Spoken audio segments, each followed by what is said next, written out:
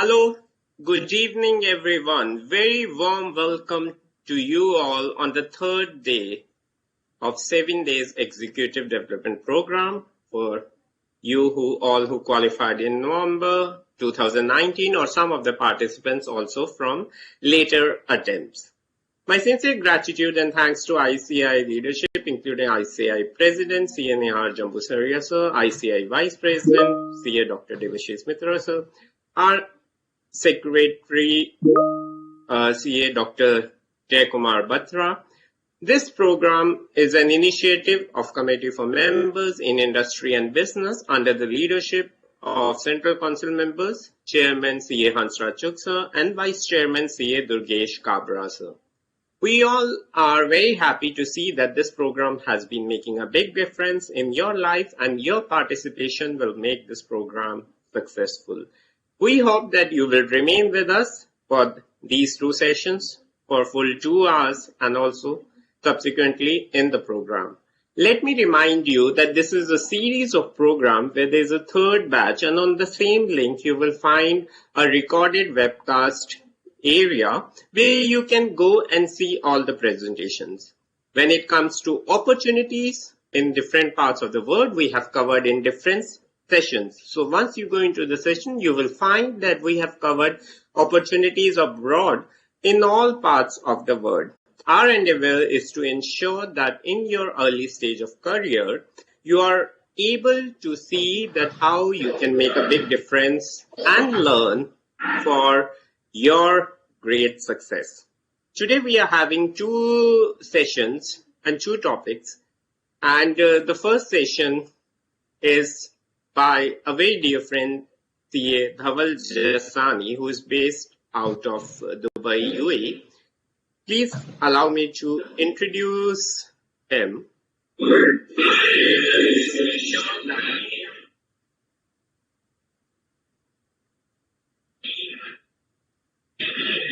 My apologies for that disturbance. And CA Dhaval Jasani is a qualified chartered accountant, and his specialized areas of work include forensic accountant, accountant arbitrator, and blockchain consultant.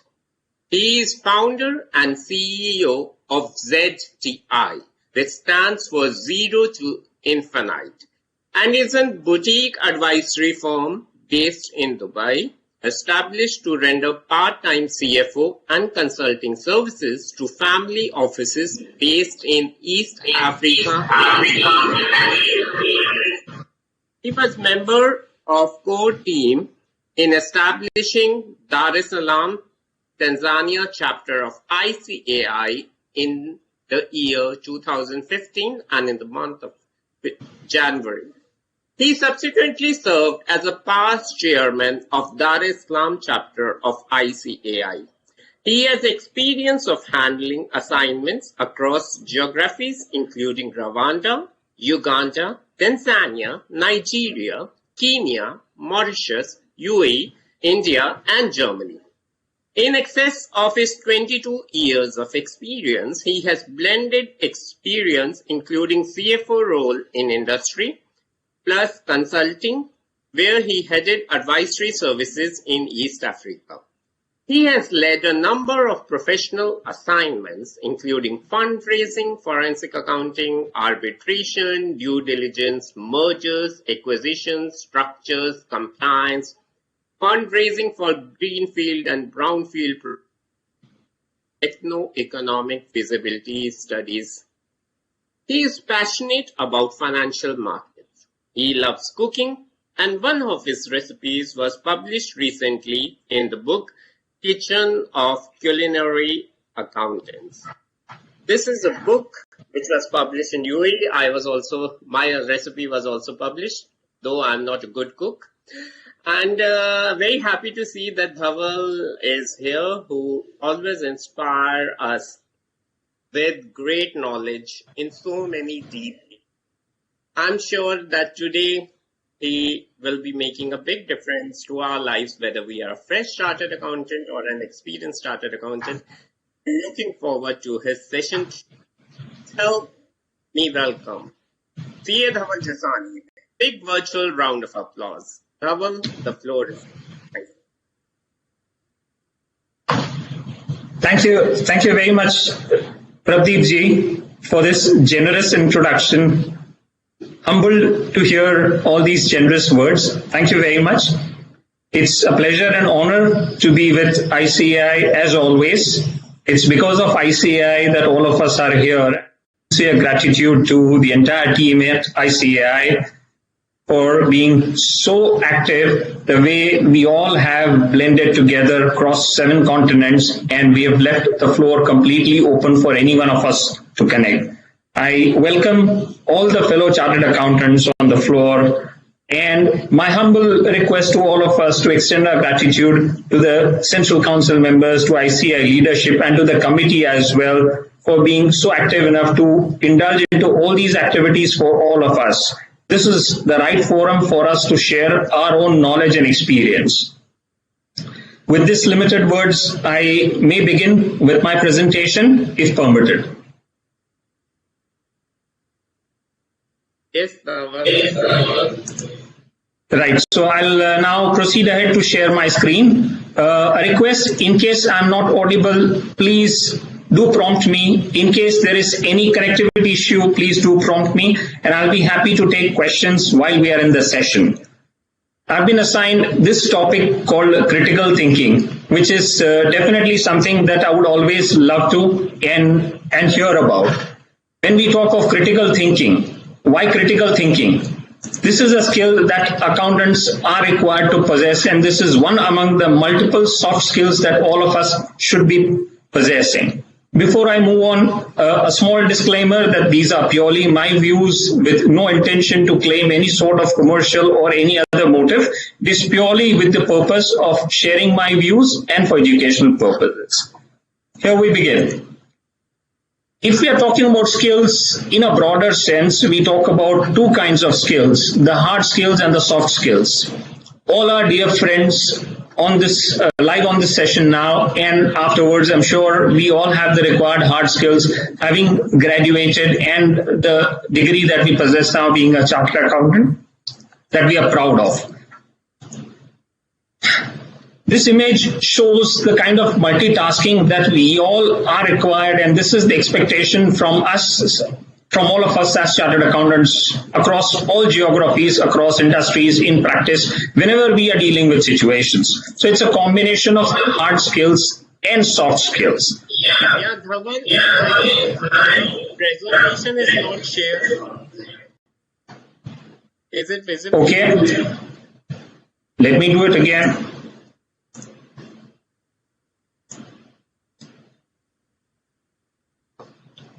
Yeah. Sorry about that.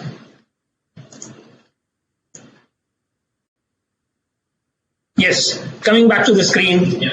These are the skills that we need at workplace. We are all expected to be multitasking. It's a combination of hard skills and soft skills. Hard skills we have all achieved having a chartered accountant degree, and this learning journey may continue. Yes, soft skills are also required. It does not come out of any certification. It all comes out of experience from situations that we encounter in our day-to-day lives, learning from our friends, learning from our peers, learning from across various geographies when we are attached to any sort of social media presentation session. When we look at soft skills, I've just tried to portray a few skills here in this presentation, and believe me or not, this is not the end of the world. This is just a beginning, and this is among the few skills that are all collectively put together in a basket for us to imbibe and to make sure we all possess these skills from time to time. And these skills will help us facilitate our day-to-day role and match the expectations. Multitasking, integrity, dependability, time management, leadership, adaptability to tech. This is very important, and I'll emphasize more on this. Communication and critical thinking. The topic that we are going to elaborate slightly more today is towards critical thinking. We talk of soft skills, and the way the world has transformed in the past 1 year and even before, We have seen a lot of adaptation in terms of technology, but 5 years, 10 years down the line, where do we envisage ourselves? We as professionals are supposed to be a combination of all the required skills to match at any given point in time such that we are able to perform our duties diligently. There is a list of top skills that World Economic Forum as a body has identified and published in their report. I have also put in the link here for us to have a look at it. A number of skills have been listed here, and as we can see, critical thinking and analysis is one among the very vital skills that we are required to possess. We may be a professional in our practice, we may be a professional engaged with industry or in any other role for that matter. Critical thinking is absolutely required and is the need of the hour. We are expected to keep our brains charged, ready for us to plunge into any action, any situation and deliver. On the other side, when the employers are looking at us or when the industry players are looking at us, these are the missing soft skills that was also published by World Economic Forum in one of their reports. Skills for the future which is missing: problem solving, critical thinking, innovation, creativity, our ability to deal with complex situations in a boardroom, our ability to communicate effectively to the audience on the other side, be it in terms of the language that they would understand in case our language and their language is not common, or be it in terms of the way the situation is being presented, the outcome that is being presented, such that it is acceptable to all of us. Now, I want to make the session a bit interactive, and I have tried to dissect critical as an acronym in different words, and please do contribute here when there is a gap.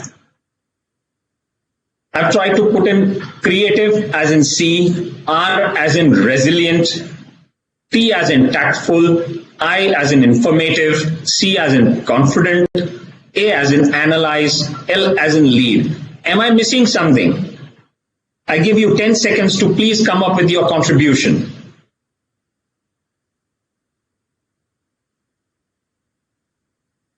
Yes.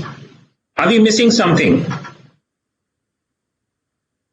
Prabdeep ji. Yes, Dhaval. Yes, are we missing something here? Yeah, we are missing. We are missing one alphabet. I. Yes. And here it comes. Innovative. The reason why I have tried, and this is my perspective, having gained experience over the last 2 decades dealing with different geographies, when we have tried to shift from one geography to the other, creativity and innovation has always been important for us. Remember, one territory and the other territory, one industry and the other industry always has different set of requirements. And what is important is to put in the required deliverables in such a way that it is acceptable to all parties at any given moment in time. And that is exactly where our creativity and innovation would be involved. I have now taken this step and put in the critical thinking cycle in 3 parts to simplify our understanding. Critical thinking, in a way, is also related to crisis, and that's why we put in as a problem. Not in a negative sense, in a positive sense, it's a situation.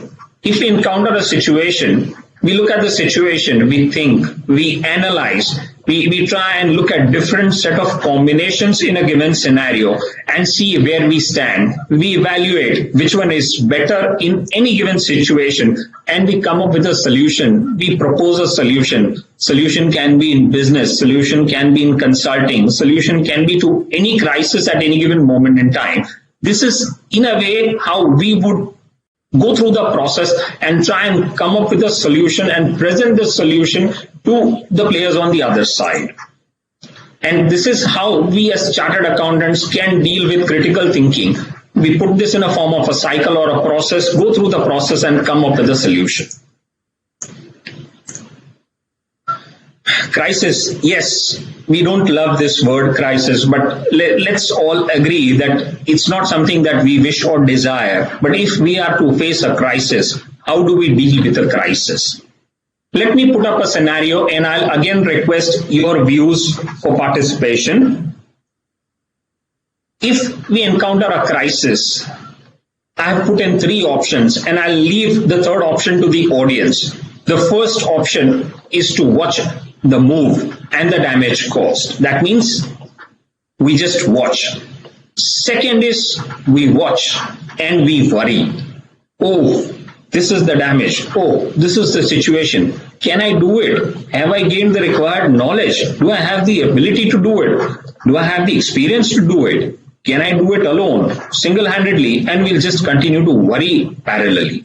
What is the third option? Any guesses? Please share your views. Yeah, I can share maybe once I get.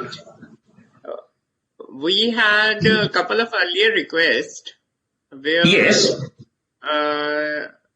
Srishti was saying if we can zoom a bit the PPT, but I think PPT looks okay.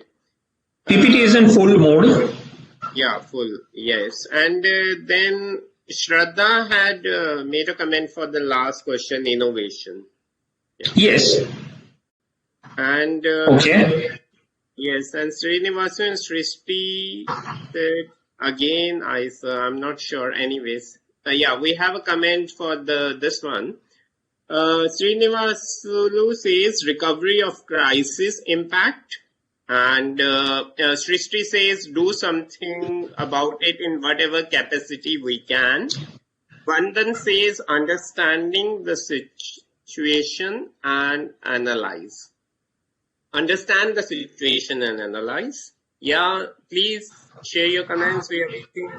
Wonderful, and I'm extremely delighted to see the kind of views, and this is exactly how our vibrant chartered accountants from the batch have been participative enough, and I must congratulate them. Their thought process is already on and they are switched and charged, ready to get into any sort of action required. So this is exactly where we come from. Today, we are all a member as a part of the team, and this is exactly how we need to handle any sort of crisis. It can be a crisis related to work or an assignment in office. It can be crisis in relation to any sort of manufacturing process in an industry. I'll give you an example. I started my career in East Africa. I started my career in Rwanda, moved to Uganda, and then into industry, from industry into practice in Tanzania. Now, while I was in Rwanda and Uganda, we had multiple crises. African countries are very poor in terms of logistics. We are involved in finance. Finance is a key function in an organization. We are money people. Everything starts with money and everything ends with money. Now, you are in an industry, you are in a manufacturing setup, and if manufacturing stops, how do we deal with the situation there? If the manufacturing stops, production stops, there is no output. If there is no output, there is no sales. No sales, no collection. And we are back to square one. When it is a sort of a crisis and we are a part of the core management team, we are all expected to be innovative. We are all expected to be creative and contribute in the scenario. We've had multiple crisis situations and we have all been together in the team. But with a clear thought in mind, we need to overcome this crisis. And we all join hands. We do not look at designations. We do not look at departments. We do not look at any role or requirement at that given moment in time. The only aim is what is the expected outcome, resolve the crisis. And that's exactly why I have written in green. Now, it is not necessary that the result may be 100%. It may be less than 100%. We may not be able to overcome the crisis as expected. But at least what is important is that we all are a part of the team and we are attempting to resolve the crisis. Timing may change. Coming to crisis, let's look at another example. 23rd March 2021. Does this date resonate to any one of us? Please share your views. 3rd March. Very recent, yes. And it's not something related to chartered accountant or to finance, but I just wanted to make it slightly more broader in terms of a scenario. And let me add one more clue. Supply chain crisis. Okay. Any views coming in?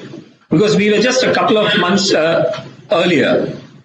It will take little time for views to come, but let's hope that it comes. Students, Right. Young fellows, please think about supply chain crisis and 23rd March. I'm sure When I say supply chain crisis, I will again add one more clue. It is relating to logistics. It is relating to marine. And we encountered a situation exactly 2 months ago. Please, I have given a clue now.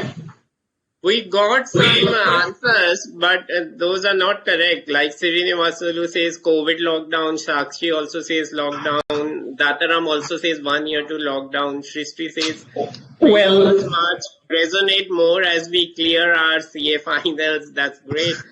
So I can also so now it should be clear. Yes. Are we able to identify this crisis? Yeah, now before you answer, let us expect some answer. Roshan says double oxygen shortage. So please, members, please answer. What do you remember with that image? I'm sure if you will think, you will be able to answer. Sakshi again is saying supply chain crisis in relation to supply of oxygen. Can we give them one hint that it happened in country which is located like in between Middle East and Africa, which is in African continent, but it is also considered as yes. So it happened there. Now you have answer already. Yeah. Yes, I thought I'll just break the suspense and give a bit more about it. Suez Canal is one of the most important marine corridors for marine vessels moving towards Europe, passing through the Suez Canal, where Egypt as a government is the controlling authority, Suez Canal Authority, and they help navigate all the ships rather than going down from the Africa and going up to Europe.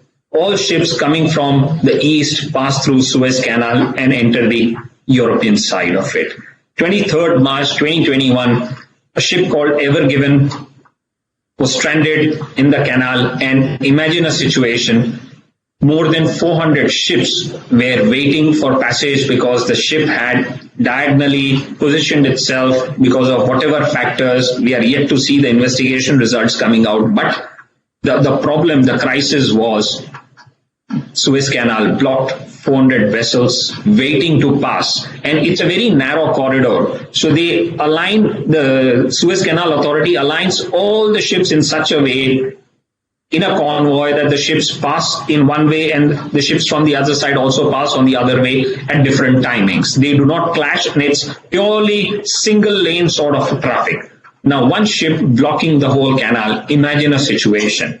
7 days, and those 7 days, 168 hours have been so stressful for everyone involved. Now, when I say supply chain crisis, it will affect each and every person who has their cargo in any of these 400 plus ships or ever given as a ship that is managed by Evergreen Line. And the end result was more than $10 billion worth of goods blocked with no clue whatsoever as to where they will move. 7 days it took for them to move this vessel and clear this traffic. In that 7 days, can you guess the amount of damage that would have happened in terms of loss of revenue, expenses that they would incur as a ship operator? Supposing we are positioned in Europe and we're expecting some goods coming from China or India for that matter. Can you put a wild guess in terms of the overall damage that the authority as Suez Canal Authority would even claim from the ship owner or the operator? $900 million was the first claim. And even to date, as we are talking, the ship is still at the outer anchorage. Yes, they managed to move the ship out, but that is when the litigation starts. Now, we can be, as chartered accountants, involved with the ship owner or the ship operator or Suez Canal Authority, or as consignees or consigners of goods that are still there on the ship. And this is one of the largest container carriers in the world, and there are about 11 or 12 ships of this size and magnitude. 220,000 tons is the kind of load that a ship like this would carry. And this is the lesson that we all learn from crisis. Now, a team of members from Suez Canal Authority getting into this kind of a situation that they have hardly encountered ever. A small sort of a block was faced back in 2004, and 17 years later, this is a kind of a crisis that the whole world had their eyes on. Every news channel was covering this as far as commerce and logistics is concerned. And the president of the country is calling up these guys from Suez Canal Authority. What is the status every hour? Now, the kind of pressure there they would all go through, and it took 7 days for them. You can Google and get more information on this, but this was definitely one of the best learning lessons for us as individuals in a kind of crisis where the whole world is blocked as far as marine traffic movement or trade is concerned. And today, minus trade and services, where are we? We are absolutely in a stagnation mode, and trade gets blocked when 400 plus vessels are there. It took another 4 to 5 days for them to clear this traffic of vessels stranded. And one day charter hire costs would range in thousands of dollars. Imagine we are there in the finance department and the vessel owner is claiming $350,000 from us as 10-day delay charges for the vessel not moving. What would we as finance managers or finance professionals do with such a kind of claim? And this is not one, 400 plus vessels, and the whole world was having their eyes on a situation. So a crisis can be small or big, but it is only us who can solve the crisis. The end learning experience from this is we should know the end result, and that is where we have to head to. We saw a latest series on stock markets, the Harshad Mehta scam, and one dialogue would definitely recollect all of us in terms of memories, and it's risk and ishq. Today, this was a risk, and that is how they move. In terms of the critical thinking skills, when we dissect critical thinking, the 5 elements that we can all try and think of, and it all gets into our fist. Remember, this is another way of trying to correlate a situation or an experience and getting it into our mindset as a rule, as something that we can refer to. If there is anything to do with critical thinking, how do we deal with it? We observe. We observe very, very carefully, and even in case of observation and listening while we are in a conference room, that is the best learning for us, observation, and we draw conclusion from there. The next step is analysis. I'll give you an example of observation.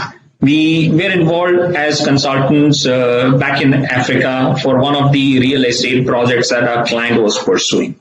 Now, as financial consultants, we would say construction is not our job. We do not understand ABC of construction. But I remember a discussion before the real estate project started, and we were talking about beams that are eventually placed to hold the floor. And the owner was very clear of one thing. He wanted the floor to look similar. He wanted the roof to look similar. Any beams were supposed to be within, any columns were supposed to be within the floor. Now, when we were passing by and he escorted us to go around the site, and we saw and we raised a query that here we are trying to see a different situation where they have casted column below the roof. That means the view of the roof is getting obstructed. This was not something that was related to us or as a part of our assignment, but we have learned in our articleship days and even before, keep our eyes and ears open. So we thought fit to share this view. And he immediately called the site in charge and said, please bring the drawings. Please call your people and we want to discuss this situation right now. 10 minutes later, the conclusion is the guys have made a mistake in doing this whole exercise of casting for the roof slab. End result, they stalled the construction for a day, recasted the whole thing back with no cost to the client, only out of a simple observation. Now, this might not have been thought of by the client or any of the team members. That doesn't mean that we also do not contribute. So rather than silence, if there is observation and if we are able to contribute, we should. Not necessary that our contribution or observation or suggestion is rightfully accepted or accepted in the right spirit, but we have done our part. Analysis and inference. Today, when we are placed as professionals in an organization, in an industry, or in consultancy, we always go back and relate a particular situation to the previous situation or an instance that the organization would have encountered. We talk of taxation. We always try and look back to the previous judgments. It can be pro or anti, but at the end of the day, we talk of inference from previous cases. Yes, history may be the best point of reference for us, but history plus critical thinking is what will take us forward. Communication. Communication is extremely important for all of us. Communication, and now in a new form, is storytelling. Today, storytelling has been the need of the hour. For us to present a particular situation, we attach a story. I remember our good old days when we were doing articleship, and our principal employer gave us a very good example. He said, years ago when we started practice and we used to go and review bank reconciliations, we all used to see the guys in their traditional mind frame with less of importance to this term called bank reconciliation. So when we would go and share our observations that there is a difference between your cash and your bank balance and these are the items in your reconciliation, they wouldn't give more emphasis or attention to it. So we changed the way of presentation and we said, sir, as per your records, your bank balance is 10 lakhs, but in the bank, the clear balance is only 4 lakhs. 2 seconds and you would immediately draw attention. How come? My books are showing 10 lakhs. Please show me where is the difference. So automatically, based on the presentation, involvement started coming in. Now, a very small example, but a clear lesson. Communicate and communicate effectively. Attach a sort of a rhyme or a reason or a better way of presentation and then serve. We all look at food as a plate. But if that food plate is presented by a master chef, there is a niche way of presentation, and that is exactly what we imbibe in our reports, in our communication, a niche way of presenting with an example that relates to the situation that we are in. Problem solving. Problem and opportunity, I always correlate, and I tell myself as consultants in practice and even otherwise, we as chartered accountants are here to serve. And when we are serving, no one comes to tell us good morning. A client is calling us, that means there is an issue and that is the reason the client is calling us, for us to serve them. Now, issue can be for their betterment, their future, their industry, bank finance, audit, taxation, or it can be a problem and that's the reason. They might think there is a big problem. We talk of forensics. We've studied forensics and we see when we start an investigation, we need to get into a particular situation and try and analyze where things have gone wrong, where is the fraud. But Someone calls us, and if we are saying no, that means we are basically turning down a request. So rather than saying no, we would always prefer to evaluate before we say no. But at the end of the day, we need to friend the problem to solve the problem rather than avoiding the problem. So remember this formula, and I'm sure you will always go with it as your fist. Observation, analysis, inference, communication, and problem solving. Pradeep ji, are there any questions that our friends are finding it difficult, or is there something that we want to add before we continue? No, don't have any questions. We can carry on. Wonderful. So that means if the crowd is silent, let's try and activate them. So friends, let's find a letter called U in these 4 sections, and I would give you 10 seconds, please, to respond to this particular question and key in your answer. There is a letter U in one of these 4 sections. Are you able to identify this, please? Okay, U. Looks very difficult question. Certainly not difficult than a chartered accountancy exam, for sure. Yeah, let us see how many answers we get.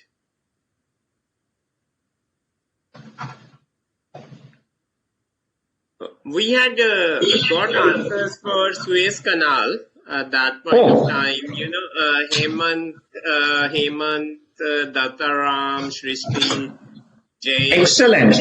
I'm very glad, and I must admit, rather than we sharing our 2 cents, we are learning 98 cents from them. So thank you, friends, for sharing, and I really admire the way you all are inspiring. Thank you indeed. So please answer to this question.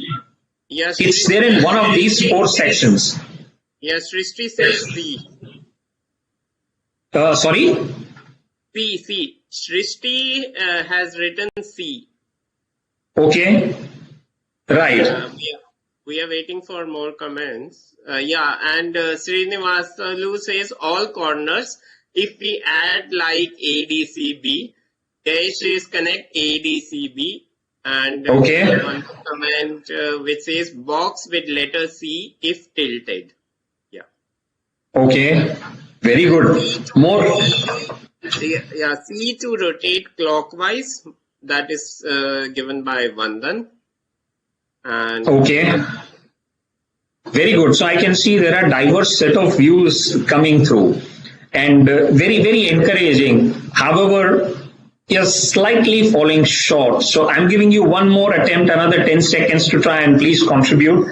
C is certainly not the answer. Now I've given you a clue. So I'll give you one more clue. It's not in C and not in D. Okay. So your 50-50 lifeline is over. Now the answer is between A and B. Choose. Okay. A and B. A and B.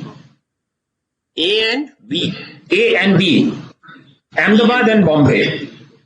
Okay. A and B. Right. So let us see. Here again we have Srishti saying ADCB as well if we join dots. So that's incorrect, right, Dhawal? Yeah. ADCB as well. Yeah. So answer is between A and B, remember. So choose. The answer is B, and U is there. Now we correlate this situation to find this particular alphabet U within the word you, and within you yourself or me myself as individuals.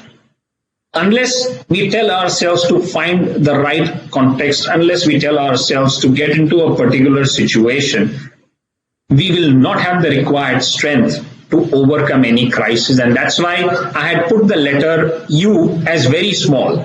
And that's exactly where it was, right here, 45 degrees, where I have put the right U.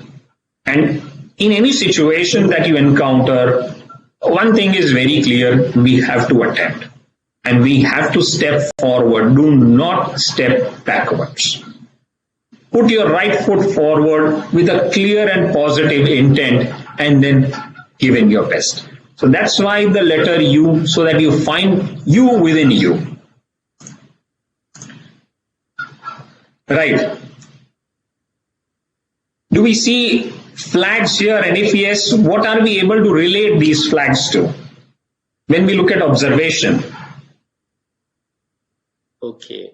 Please share your views. Yeah, what we relate to in the flags. I can relate to books. Open books. And about our friends? Yeah, friends. No, I can relate to stop and go. Okay. A different perspective. Very nice. Yeah, our answering. Yeah. Okay, I'll give a clue. If you can make a note to answer a question, Srishti is asking how we can demonstrate problem-solving skill. Okay. You can answer it later. I will, definitely. Yeah, Srishti says stop, and Srinivasa Sulu says danger and proceed. And okay.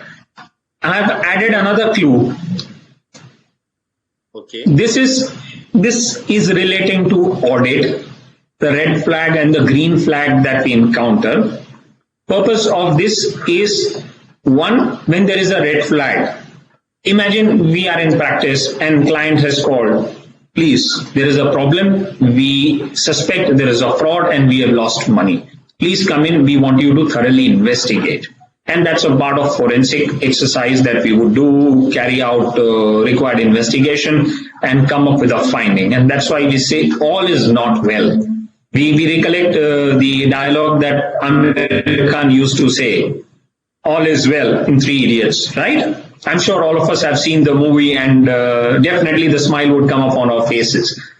Slightly taking a lesson from there, the green flag, at times all may not be well. So as chartered accountants, when we are in our function, in our role, we are trying to visualize across. So it's a 360-degree view that we are required to possess. We look at different situations and we are required to correlate situations with the numbers that are there on the table. At the end of the day, our passion is numbers, and that's why we become a chartered accountant. Numbers from 0 to 9. That's what I always tell myself. Anywhere in the world that I have to work, I need a calculator, my laptop and a phone, and that's it. Why? Because we have to deal with numbers from 0 to 9 in any manner. So coming back, observation is a key, and it is not only when there is a red flag that we are called or we are required. We need to keep our eyes and ears open to continue observing, and that is why I say at times all may not be well. So unless we try, dive deeper, it may be on a random basis or it may be based on certain clues.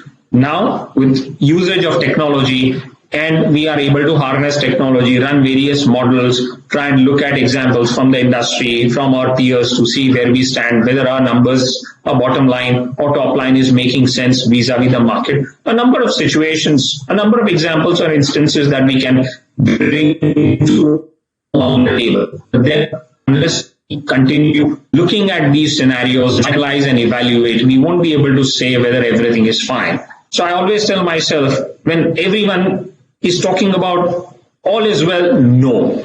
At times, all may not be well. So let's try and see. And this may also give us a different perspective to try and improvise from where we are. Suppose it may be a situation where we have laid costing targets in a manufacturing setup to say cost for a particular item that is being produced should be 327 rupees a unit. Now, if that cost is being achieved at 328 or 329, we may say, okay, but then let's go back and see whether they're 329. It's only 1% variation. So we may be advised, why to waste time when there is only 1% variation? Let's forget it and move on. The answer may be no. That 1% may have been a summation of certain pluses and minuses. But could we have done better? No harm in analyzing.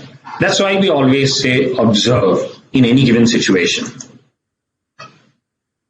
Friends, something that we learn from UAE and from the leadership of UAE on a day-to-day basis And have you heard of this designation called a storytelling officer? Please type your answer in yes or no. And I give you 5 or 10 seconds to say.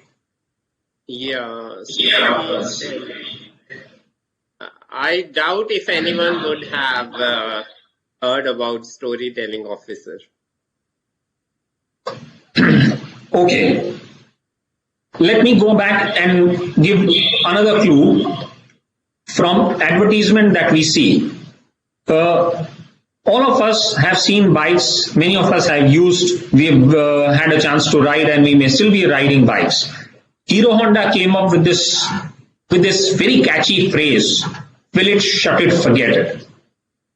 Just a very small catchy phrase, but they laid themselves very clear, and that one line told a whole story.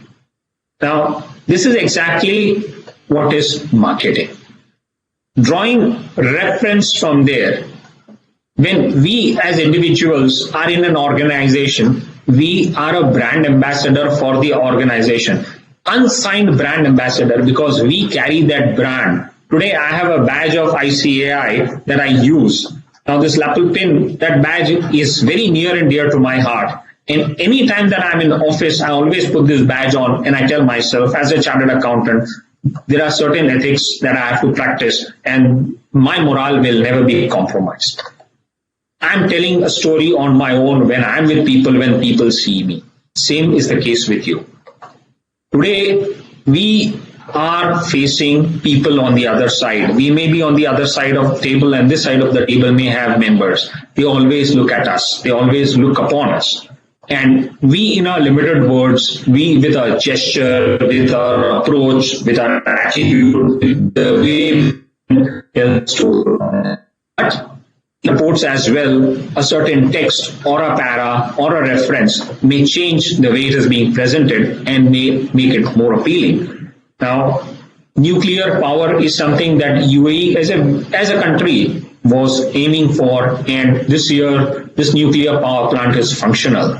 So the authority went a step ahead and hired a storytelling officer, and his aim was to make sure that he conveys message, he conveys vision, he conveys the way this whole idea was conceived and it came up. Now, storytelling, either we are doing it indirectly as individuals in an organization or the HR department or the other department involved in communicating with people externally as investor relations or for that matter individuals. But we directly or indirectly are involved in the process, and that's where the essence of communication.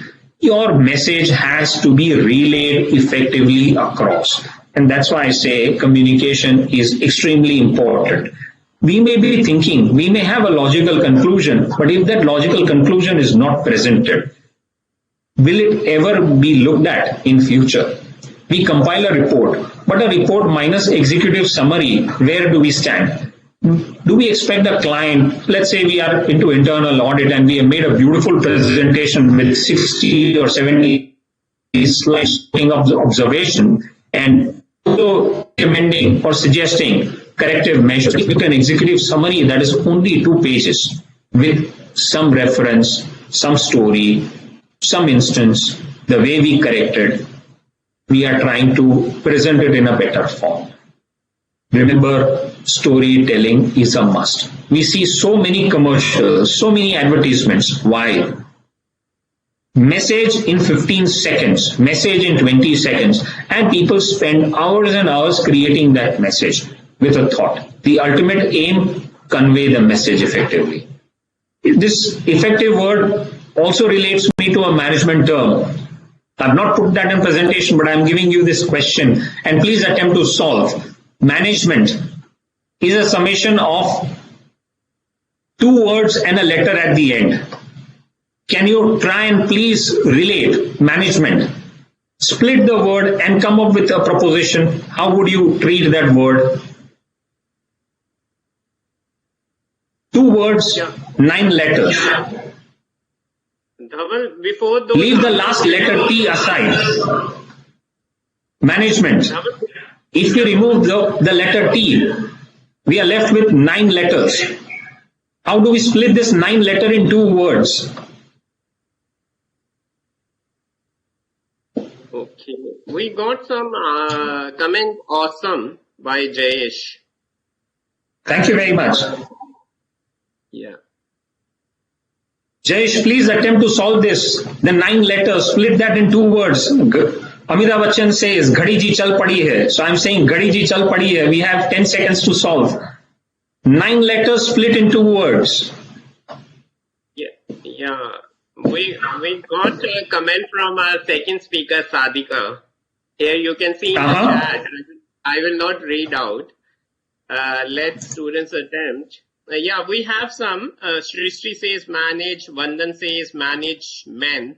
Jayesh says man and Perfect. Perfect. Now, the second one, was it Vandan? Yeah, Vandan said management, and also later Manas also said management. Full marks to them, and perfect. You are spot on. So we have split the word, and this is what I always do. Try and split the word as create an acronym for me to understand and present. Management tactfully is management.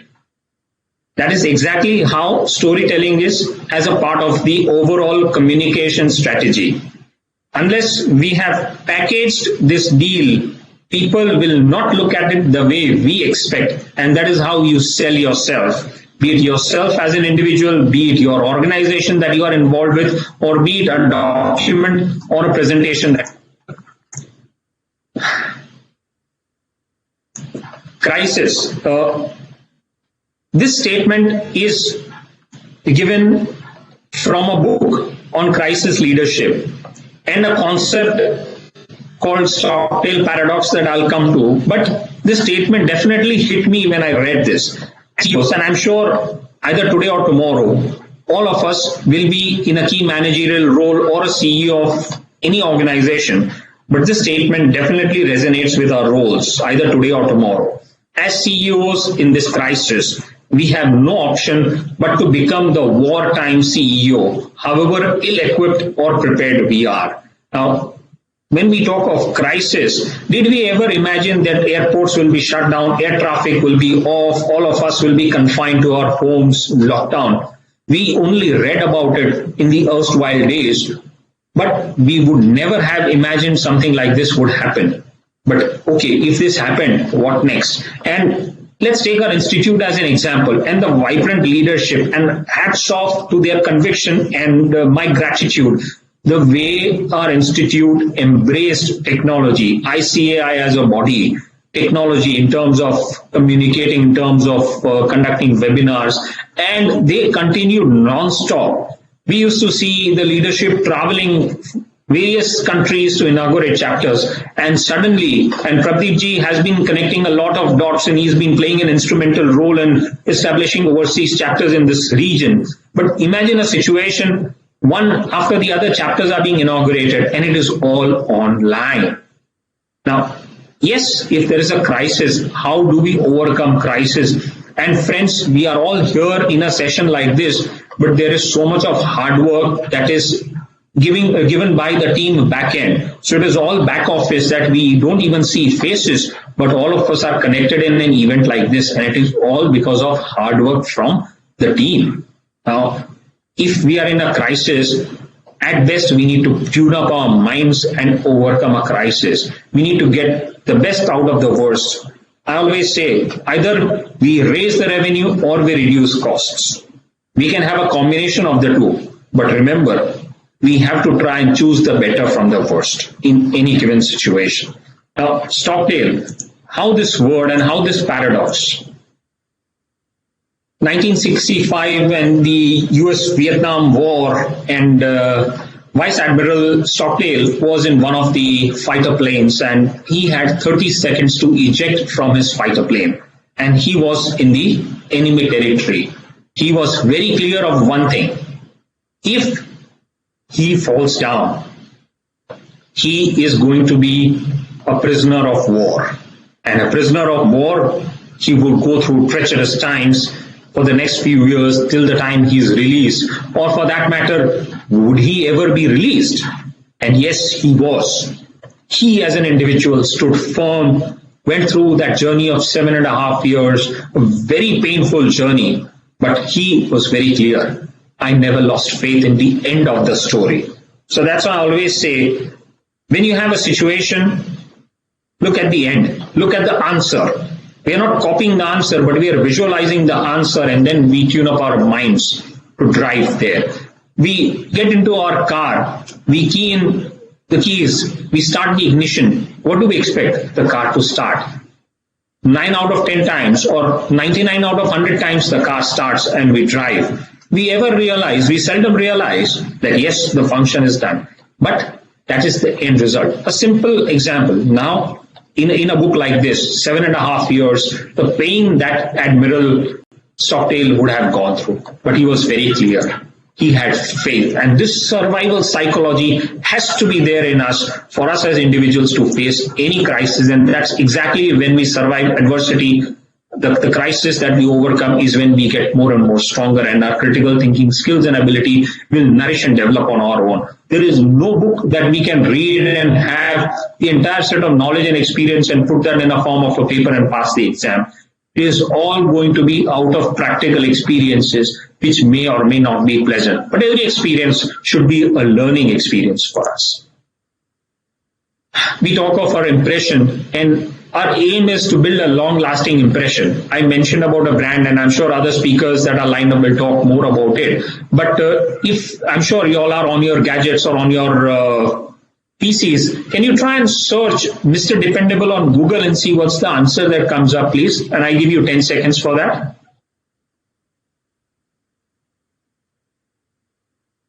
Please search for Mr. Dependable on Google.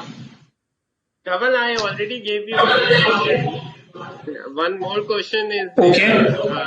Srinivasulu says management has only men. What about women then? Sorry, it's not gender bias. I've just tried to split the word. Like there is a serial that says Madam Sir, she's an inspector, and here there is no gender bias. What we are trying to say is manage a situation. Manage it tactfully. Manage people tactfully. Masters, we say a person is a Toastmaster. We don't say a women Toastmaster or a men Toastmaster. That's it. So we say manage people effectively. So here, do we have answers for Mr. Dependable? Yeah, Dravid, Srinivasulu, Srishti, Umang. Absolutely. So this is the image Mr. Dependable has built with all the hard work that he has put in, his passion that has driven him there. And can you imagine a recognition like this on a web page where we look for Mr. Dependable and we come up with his name? Now, if he is considered Mr. Dependable, imagine yourself in a role in an organization where you are being eyed upon as a person that the organization can always depend on in the need of the hour, in the need of crisis. It can be fund management, it can be administration, it can be talking of restructuring, it can be talking of crisis management, it can be talking of any sort of CSR activities. But you as a person become so important in an organization that the organization will rely on you, will depend on you, will depend on your contribution. Imagine a meeting that is being convened by the organization minus you. No. A meeting without you not being convened, and that is how you are able to contribute. That is how you eventually build up yourselves to, and you aim for. A few self-rules, and part of the questions that our friends have posed earlier may be answered by this, but these are my self-rules that I believe in, and not necessary that these are being forced, and this is not out of any curriculum. It's all that I have learned over the experience, falling, walking, running. It's nothing was a cake for me, and I'll share my instance also earlier. A few rules, as I said, it's me who will have to run to learn and earn. Never give up. Believe in yourself. Attempt always, either you succeed or learn. Push yourselves to be better than what you were yesterday. Be the best version of yourself tomorrow. Be forward looking. Care for yourself also. Like we always say in a flight, We wear our oxygen mask first and then we help others. Same way, care for yourself also. Do not ignore yourself. Success.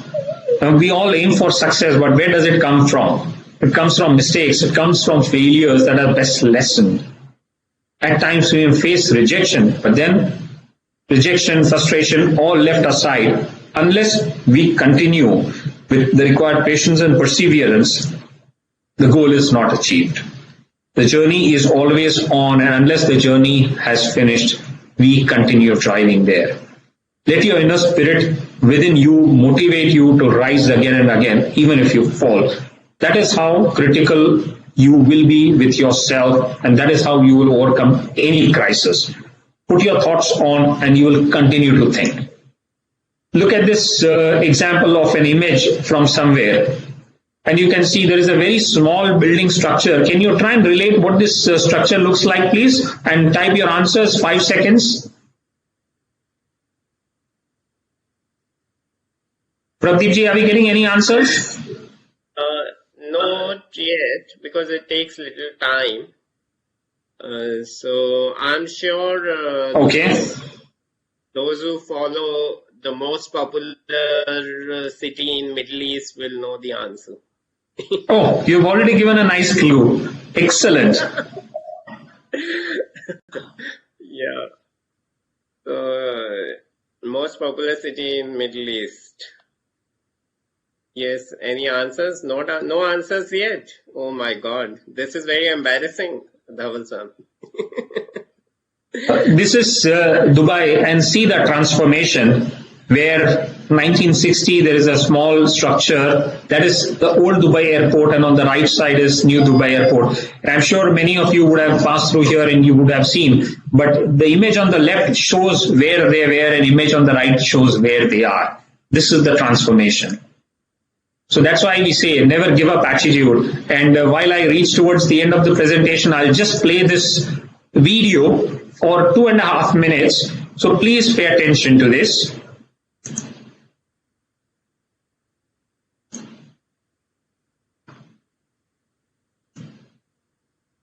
Okay, in case I'm not able to, yeah, it's coming through. Pradeep ji, are we able to see this video? Not yet. I think there is some issue. Sometimes we face issues in video being visible. So gray screen. Okay. In that case, not a problem. I will go back to the presentation and I'll share the glimpse of it in that video. What His Highness Sheikh Mohammed, the ruler of Dubai, had mentioned in Africa. And I'm sure all our friends have looked at Africa and the wildlife on various channels, or they may even have been there in Masai Mara, in Ngorongoro, Serengeti. But what His Highness related to as an example is, every day in the morning, a lion in Africa wakes up, and the lion knows unless they overpower the slowest gazelle, they will go hungry. Same way, when gazelle wakes up in Africa, the gazelle knows they have to overpower the fastest lion. Look at the correlation. Slowest gazelle or the fastest lion. Unless they overpower, they will be killed. So he said in Dubai, people, whether they are gazelle or lion, they better run. And the idea is, you need to run. And the way they have transformed the whole city, and the transformation journey has no end to it. They have Dubai Future Foundation as an organization, and you can look at the web link, and I'm sure this presentation is also there, dubaifuture.ae, and you will see all the experiences that relate to future. That is all part of Dubai Future Foundation, and they do this day in and out. And they have a new designation, Chief Futurist Officer, and his role is to try and look at future and to make it absolutely tech savvy and seamless for individuals who stay here in Dubai. And that's where agility comes from.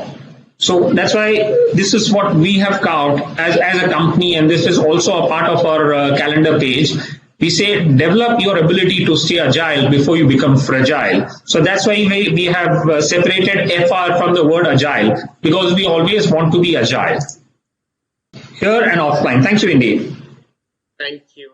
Now we move on to our second session, which will be taken by Sadika Chebi from Lebanon.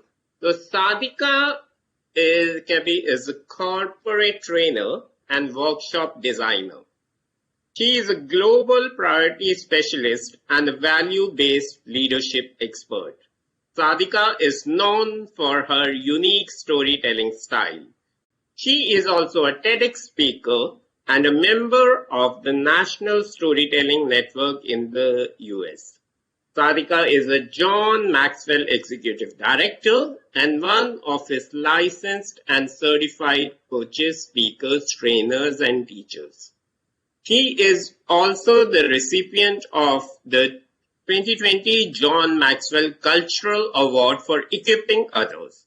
She had the privilege to accompany John Maxwell on 2 transformational trips, one to Costa Rica and one to Paraguay, where people were trained on value-based leadership through the Roundtables methodology. Sadika is also an NLP practitioner and a meta coach. She is also a DISC trainer and consultant and certified in parenting and youth leadership by John Maxwell.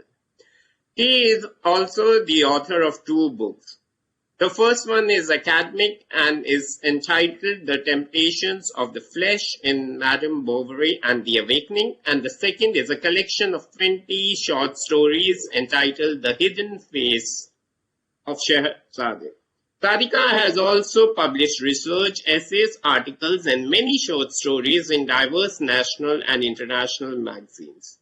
In 2016, Sadika founded an NGO called Kun Insan, Being Human, which aims at coexistence, social cohesion, peace building, and bridging gaps between different political, social, and religious communities within Lebanon, mainly through storytelling. Based on her experience in public speaking and storytelling, Sadika noticed how titles and labels fade away and eventually disappear once a human heart is touched. Her NGO's mission is also to empower women and youth. Sadika, in 2013, when District Annual Conference of Toastmasters are there, we were very much impressed with the people from Lebanon when they fought very hard to win the DTEC from Doha. Unfortunately, the things changed. We couldn't travel, but I know that we all were looking forward to travel to Lebanon, which is a very beautiful place. And compared to one of the most beautiful countries in Europe, I believe, if I'm not wrong. And you know, the second great memory I have, which I connect with Lebanon, is with the author Nassim Taleb, because he's very popular author. His book Black Swan, like we are facing the pandemic now, and Fooled by Randomness and Anti-Fragile. I have read a couple of books. And in Black Swan, he talks about how in the initial years from Lebanon, you know, he moved to the US. So we are very happy to have you here, who is very few non-chartered accountants are speakers, and I think you're in this series of program, you are the first non-Indian. So we are very happy to have you here, and I request all the participants with a big virtual applause, please help us welcome Sadika. Sadika, the floor is yours. Thank you. Thank you so much, Prabjeet, for the introduction. I'm really humbled and honored to be here. And I would like to thank as well CA, the chairman, Hans Raj Chuk, and Vice Chairman Durgesh Kabra for starting this opportunity for the youth. This is an amazing opportunity, and I hope you make the best out of it because it's much needed. I will be also tackling thriving in times of hardships and adversity, and maybe I can complete a bit of my previous speaker's presentation. Can I please share my screen? It says that sharing is disabled. No. Sharing is open for all, Sadika. I'm not because once you join as a guest, you joined as a guest only. All are able to. Can you click again on that button where you see the image of a computer? It's telling me to download the app, and that sharing is disabled. So do I need to download the app? Yeah. So you are joining from the web. Jigger? From my laptop. From my laptop. Yeah. Jigger, can you hear me? IT support?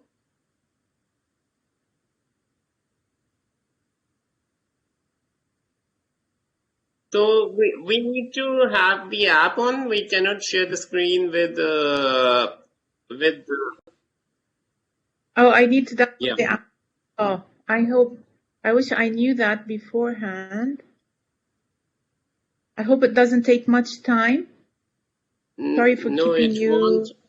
Yeah, you can simultaneously start downloading the app, Sadika. Yeah, already did. Yeah, so, and meanwhile, you can share some of your thoughts without the presentation if you wish. Well, I would like to start with what my previous speaker was talking about the importance of storytelling. It is actually the buzzword. It's the buzzword everywhere, whether it's in companies, organizations, personal life, personal growth, everywhere. And you market yourself, you market your organization, you market your product, you can market anything through storytelling. Why storytelling? Because it's the best communication tool we are wired for. We are born as human beings wired for storytelling. Actually, every single day we tell a story by asking each other what happened with you today, what is happening, and sorry, Brap Sheep, this is not working, so I really need IT support, or... Yeah. Sadika, or if you can send me the presentation, I will share. Is it okay? From my system? Sure. Yeah. Just 1 minute. I'll send it through email. And sorry for all the attendees. This is taking a bit of time.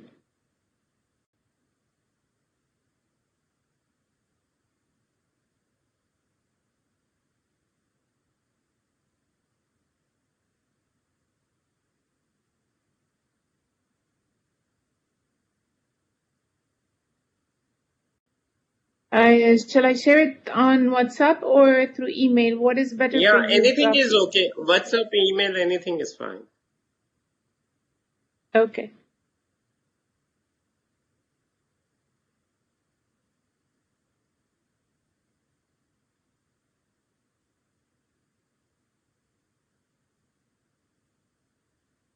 All right. Sent? Yeah, okay. I got it. I'll just watch. You got it? Thank you so much for that. Thank you for your help. I would like to share my story actually with you and take you a bit back to 2020. On the 4th of August, 2020, I left my house at 6 p.m. and I headed for training I was about to deliver. 6:07, the car flew in the air and landed back on its 4 wheels. And then I heard this horrific sound that almost deafened me. In a split of a second, I was taken back into 1975, the beginning of the Civil War. On the 6th of December, 1975, Muslims' lives were taken in a killing spree, and I lost on that day my 10-year-old classmate, soulmate, and neighbor, Jana, and her family. They were brought back home in the evening, wrapped in spotted red and white sheets. And on the 4th of August, 2020, I was taken back to 1975, and I found myself standing by Jenna's bedside, watching her lying under her white sheets. But the hero within me stood up and shouted.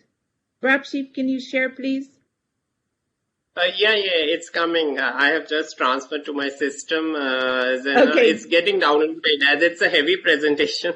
So Thank you so much. Yeah, it's coming. I'm just saving on my system, and within once you have 10 seconds it will. No worries. So the hero within me stood up, and that hero or heroine is called courage. For hope, and this is a quote that I will be sharing with you on screen. Hope has two daughters, anger and courage. But when anger takes over, it blinds courage. And courage hides within the shadows. But when you allow courage to take over, it's anger that disappears and hides behind the shadow. But the combination of both daughters give us hope. It is true that we have all in our mind that anger is a negative emotion. But actually, sometimes anger gives you motivation. And sometimes it's your anger that drives you to make things better.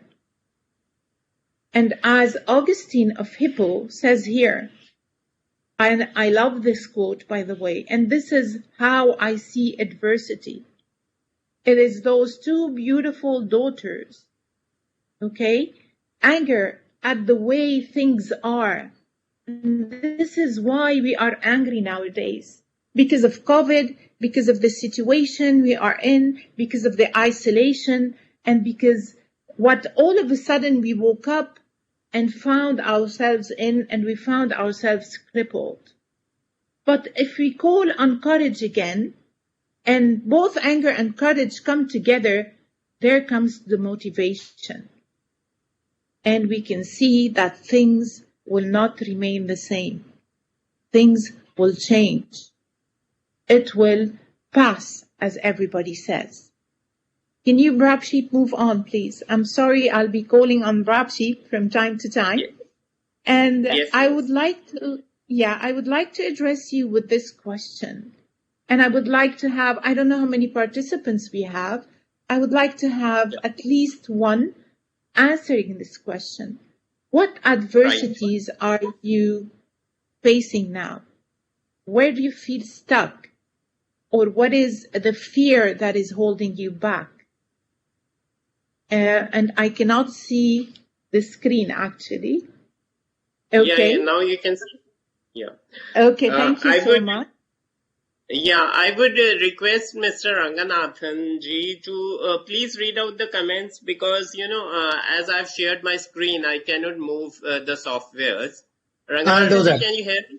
Yeah. Yes. I will do that. I'll do that. The moment the comments come, I'll read them out. Thank you, sir. Yeah. Thank you, sir. Sorry, I have a full team now supporting. Right. Yes, the comments are started to come. Shall I read them out? And this is actually an adversity I'm facing now. So you see, when you come as one team, yes, we can face the adversities no matter what they are. Very well so said. Comments Very are well said. Yeah, there are comments. I'll just start reading them. Shrishti says, starting career late as I have qualified chartered accountancy late. So that is one adversity she is facing. There is one Shakshi who says lockdown and losing of loved ones. And Srinivasalu says his job. Sahil says no growth in career. And another member says there is COVID. So these are the adversities they say they are facing. Thank you so much, sir. Thank you for sharing. And we're going to see how we can face those challenges and how we can stand up to those challenges. But one thing I would like to say, the worst we have ever faced, and especially with COVID, is losing our loved ones and not being able to be next to them.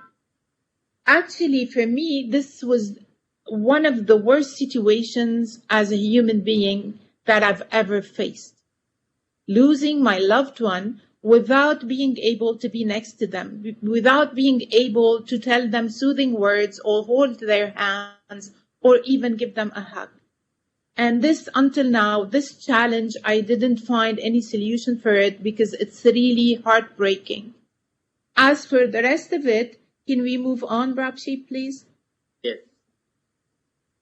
Okay. As for the rest of it, we just need to change. What do we need to change? We only simply need to change our mindset. And here the Chinese philosopher Lao Tzu says that if we don't change the direction we are going, we are likely to end up where we are heading. And it's all about mindset. All I need to do is to hold a paintbrush called attitude. And that paintbrush called attitude, I can paint my world either colorful, either in black. So it all depends on me, and it all starts with me. Transformation begins with me. I need to transform and shift my mindset in order to see the opportunities that COVID-19, I'm going to take that example, that COVID-19 is creating for us. For example, many people who lost their jobs, or many people who can't leave their homes or leave their comfort zones, they started their personal journey growth in COVID-19. Reading books, watching documentaries, having meetings on Zooms, joining platforms everywhere around the world. For me, it has opened up many opportunities, and one of them is me being here with you today. If not for COVID, I wouldn't have had this chance to talk to you and address you today. And I would like to take you back to 1975, on that day where I lost my friend Jannah. On that day, my tiny Lebanon shattered into 18 pieces because we are 18 sects. I have never ever, until the age of 10, known that there were Christians in my country, or known that there were other sects of Islam in my country, or other sects of Christianity in my country. I have never heard an adult talking about Lebanon in such a way until that damned or doomed day. On that day, I really lost my faith in my country. I lost my faith in humanity. For I put the human within me to sleep. And my heart was full of anger and grudges and hate. And all I wanted to do is to take revenge. And for whole 2 years, I was focusing on revenge. And I couldn't see any other picture. I painted my world in black. Prapshi, can we move, please? Yes.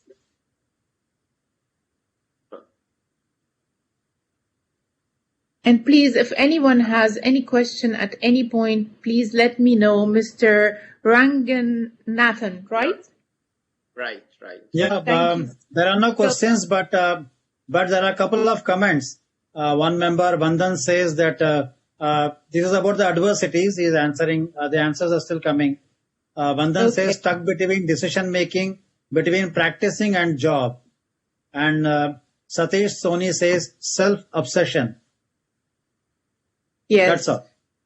Thank you so much. We're going to see why self-obsession. It's coming, by the way. Okay, so I go back here. The first thing I need to do is change my thinking.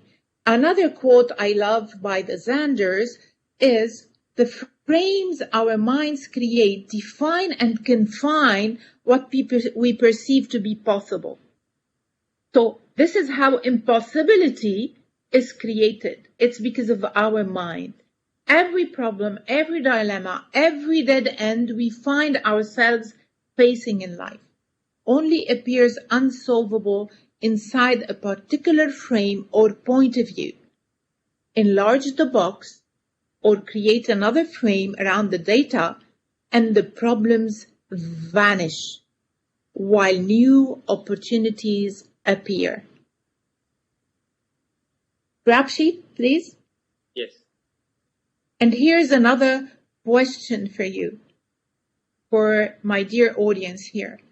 Why is it so easy to have a negative perspective when a crisis hits? Have you watched yourself? Have you observed yourself?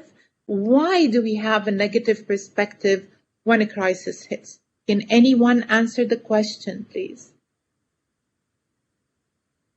Yes. It just takes a minute for the questions to appear. The moment they appear, I'll read them out. Okay, sure. Thank you so much.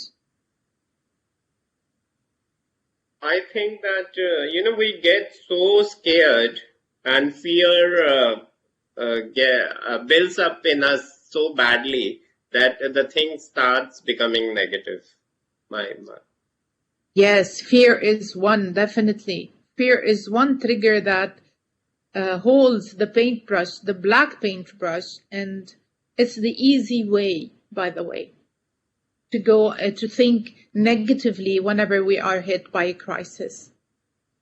Can we move on, please? Yes? Answers have started to come. Shrishti says because of external voices. And Jayesh says fear. Sakshi says because of negativity spread faster than positivity. And Umang has a view that due to the negativity amongst us and fear. Sahil says because we are very much affected with people commenting on our life. Satish says expectations. And last comment, Dattaram says mind has inclination towards negative, but positivity need consciousness. Oh, one more comment has come from Bandhan. Thinking process the society frames. That's all for now. Beautiful answers. Thank you so much for sharing. Thank you. I would like you to focus on one thing that you can share with me and share with us here as leaders to stay positive in times of crisis. Anyone can do that. What can we do to stay positive in times of crisis, especially that you are the future leaders, the new generation, the next generation, as my previous fellow speaker mentioned.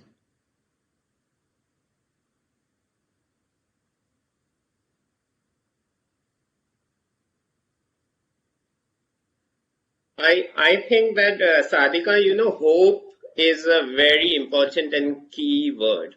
So anything is there, we don't have to lose hope. And that, I think, plays the most important part in us to move forward and stay positive. Yes, thank you. Thank you, Brapshi. It is hope. It is true. It is what keeps us going. It's hoping always for better days, for better future, for better development, better opportunities, and this is what keeps us going. Thank you, Brapshi. You've spot on, as we say. Can we move to the next slide, please? Yeah. Just few days back only I read about hope. Yes. Let's see. How do we harness hope? And Brapshi hit it. Really, he hit it. He nailed it. It is about hope and harnessing hope and having hope for yourself and others at the same time. If I'm going to be selfish and only think about me, as somebody previously mentioned, that we focus on the self, we get stuck in that cycle of hopelessness because we cannot do it on our own. And I'll give back the example of today, of the now. If not for Brapsheep and Mr. Ranganathan and the IT who gave me ideas and helped me, I couldn't have made it properly with my presentation today. There would be some challenges I would have faced. So let's see how and when do people change. Let's see together and look at the answers. At when do people change? And definitely it is hope that fuels urgency. It is urgency that feeds our desire. And it is urgency that inspires courage. And it is urgency that calls for action. And this is the most important thing. It's not about sitting there and having hopes and preaching and teaching and not taking any action. It's about taking action. So people change usually when they are hurt and they've had enough. They need to change. They need to create change, not only in their lives, but in their environment. And I can say now, in those days, I've been thinking globally. For a while now, I've been thinking globally. I've been thinking of global change and not only transforming my country and changing Lebanon. Because I need the whole globe to be on the same wave, or else it would be in some way still challenging. People also change when they are inspired. And people also change when they learn enough that they really want to. And the fourth one, people change when they receive enough that they are able to. And I'll take you back again, and this time not to 1975, but to 1977, when our neighborhood was heavily bombarded and there was no way out. But my father took the right decision on that day, and we ran away from our neighborhood and took refuge at his childhood friend's house, a priest known to us by the name of Uncle George. The minute we stepped into Uncle George's house, he took me on the side and he said, Sadiqa, what am I about to tell you now? You're going to be memorizing this and keeping it in your mind as long as you are in this neighborhood. From now on, your name is Mary. Your brother's name is Joseph. Your father is Eli, and your mother's is Anna. Of course, as a child, I didn't grasp it. But in the same evening, 10 armed masked men knocked violently at Uncle George's house door. And they asked him to hand in the Muslims he was hiding. But Uncle George stood his ground and told them that he was hosting his immigrant brother who came over from the States for a visit. And in a few seconds, the 10 armed masked men left his doorstep. On that day, my mind was puzzled and I was completely confused. For as we said and mentioned together, that when we face adversities, the easy way is to think negative. And up till the date I met Uncle George, I knew who to hate. I knew who are the people I wanted to avenge Jannah from. But on that day, my world tumbled. And I had to shift perspective. I had to think in a different way. And the first question I asked myself, oh my God, what just happened? 2 years ago, a Christian took the life of my soulmate. And 2 years later, a Christian is saving my life. What is happening? Not only my life and my family's life. And definitely, I needed to think in a different way.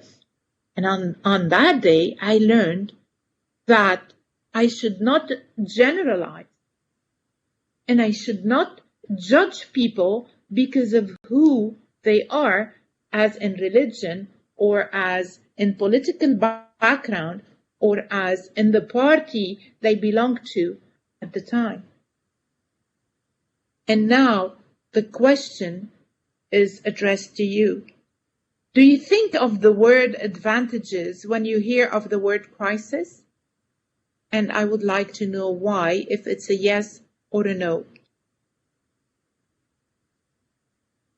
Yeah, so I encourage everyone to please answer. This is very important because everyone faces crisis in their career, family, work, and I'm sure it will help everyone to open up their minds. There are some comments to the previous slide about the hope that you had mentioned. If you permit, I'll just read them out. Yes, sure, please. Yeah. Sakshi says, meditate for a few seconds and try to see out of box. Vandan says, have a different opinion or angle. Manas says, stay together and stay united. We will pass through these dreadful times. Dataram says, hope and keep focus on task in hand for each day. Rupesh says, learn new things in any manner. Vijay Lakshmi says, courage and keeping faith ourselves. Satish also says the same thing, keep learning. And Shrishti says, Srinivasulu says, yes, ma'am, innovative thinking. Yeah, this is the answer to your question. Advantages. Innovative thinking. Thank you so much for sharing. So, do we think of the word advantages during a crisis? We always go back to shifting our mindset and shifting the way we think. Rapship, can we move on, please? Thank you. Let's see, what are the advantages of crisis? Definitely there are advantages, and I've experienced those advantages myself. I will be sharing with you soon my experience. The first advantage is it changes the balance of risk and reward. When the status quo is broken, there is almost no downside to taking a chance on something new. We are in a crisis. Let's start something new. Let's test. Let's risk it. Okay? Because John Maxwell says that the route to success or the cycle to success starts with testing. We test, we fail, we learn, we improve, and then we go back into the race. I would like to repeat. We test, that means we risk it.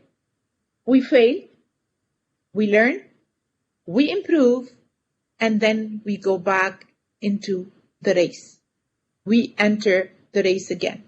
So there is nothing to lose. Number 2, crisis. It increases our focus. It enables people to eliminate distraction and push toward a common goal. It really brings us together. Somebody mentioned now that we need to stick together to find a way and to lead through crisis. Number 3, it identifies leaders because new leaders are born in crisis. New leaders are able to step up and lead when others are too afraid to act. This is your opportunity. This is your opportunity as a leader to stand up and to be highlighted. Very important advantages of crisis. Rapship, please. Okay. The third point, we should make the right turn. We can make excuses every day. It's the easiest way out as well. I cannot leave because of COVID. I need to wear a mask. I don't feel like wearing my mask. I feel disconnected. I cannot handshake people. I can find plenty of excuses that can keep me in my bubble. But if we want to make a change, we can do both. It's either excuses, either a change. And if there is No way I can do the change by meeting people and having those physical encounters as we used to. We have those platforms. And I would like to share with you that a year ago, I can call it a movement. I started Transformation Lebanon like my mentor and teacher, John Maxwell, taught me from the experiences I've had with him in Costa Rica and Paraguay. And I told myself, what is keeping me? I should start transforming my country.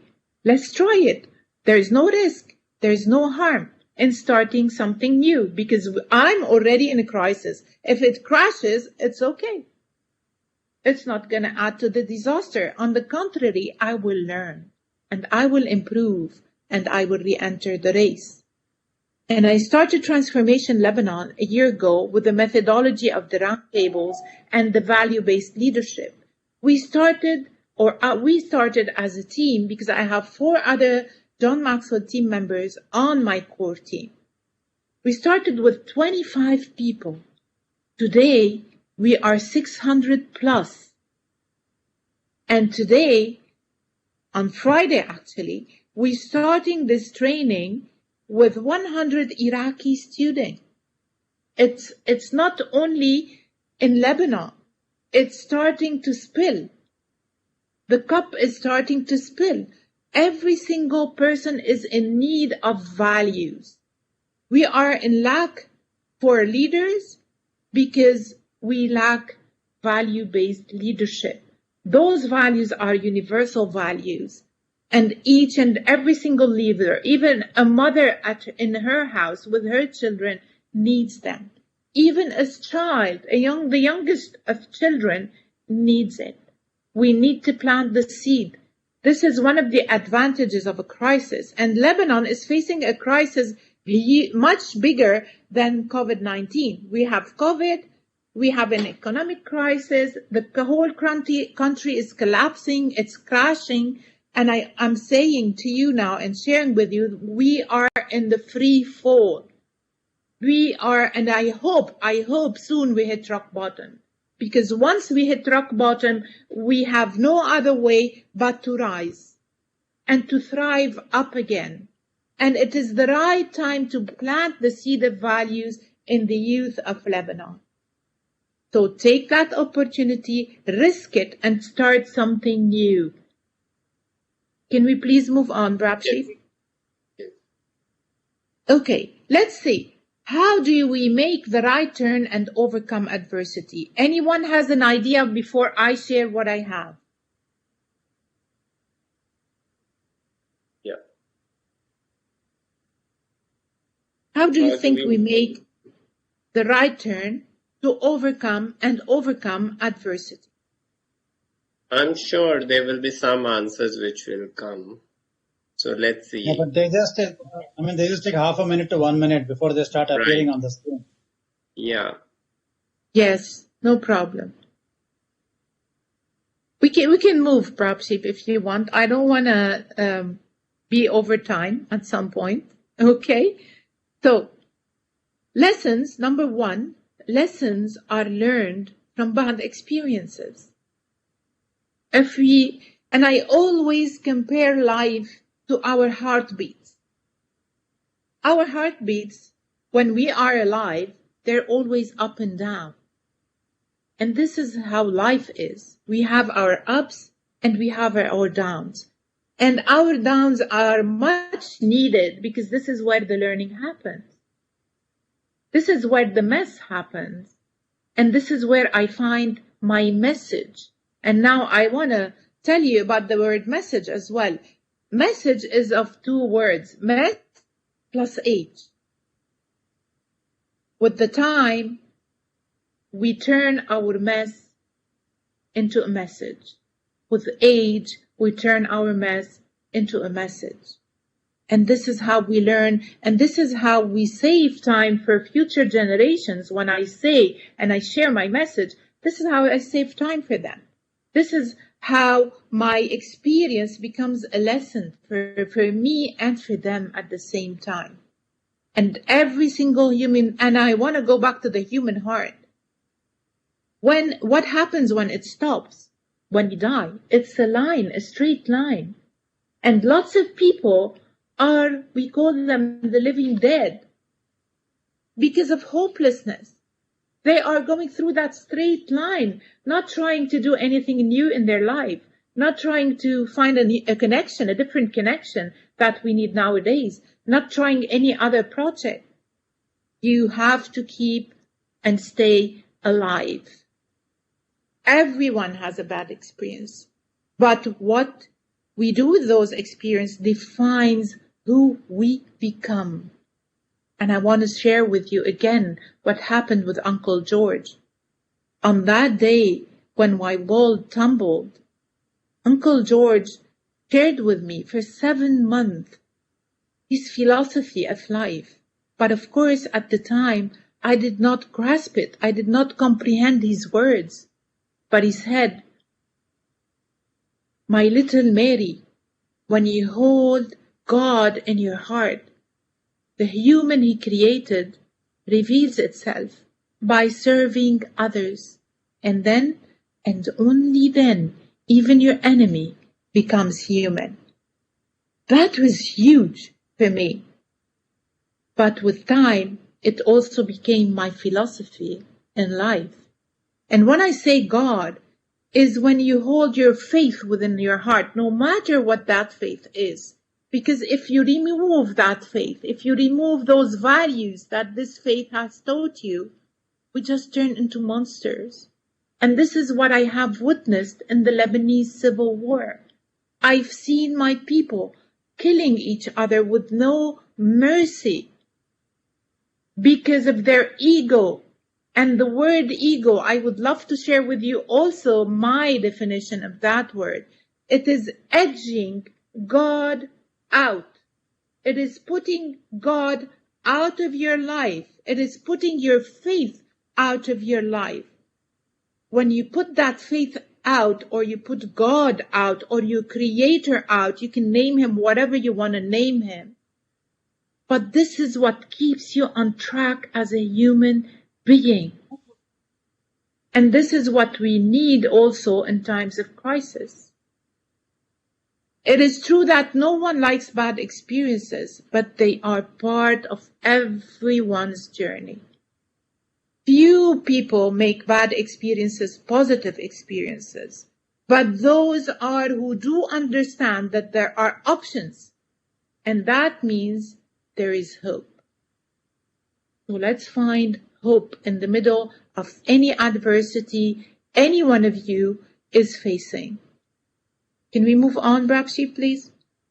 Yeah, before Okay. that, I'll read the some of the comments that have come with your permission. Yes, of course. Thank you so much. Yeah, Shrishti says, have faith in ourselves. Srinivasalu says, change ourselves first, like mindset. Vandan says, opportunity seeking. Satish feels we can go for alternatives available. Yeah, these are the 4 comments to your earlier slide. Okay. Thank you so much. Another question now. Why do you think people succumb so easily to their past negative experience? You hear people always talking about their past, always saying, you know something, I can tell you, and I can talk as much as you want about the atrocity of the Civil War, and I could have remained there, and I could have not moved one single step as a human being, especially in my personal growth and personal development, if I was stuck in that past, and if I lost hope in my people and in my country. I could bring on excuses as much as you want. How about you? Can you share with me why do we easily succumb to our past? Again, if we need to wait a bit, we can share it later on. We can move on, Brapshi, please. Thank you. Okay. Now, one very interesting answer has come. It says that, Srishti says, because we love to be a victim world, love to be in a victim world. Yes. And Satish says that we can find ways in the prophets of great Quran. Yes.